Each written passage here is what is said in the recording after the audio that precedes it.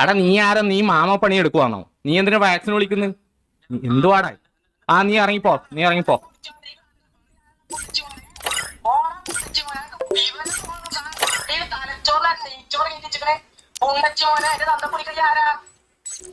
അയ്യേ അയ്യേ അയ്യേ.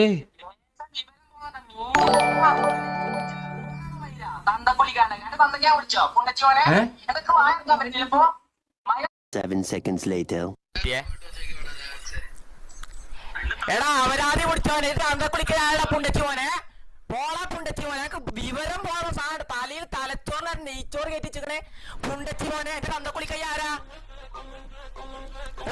എന്നോട് കേൾക്കണത് മൈക്കോളെ വാക്കള പുണ്ടച്ചി മോനെ.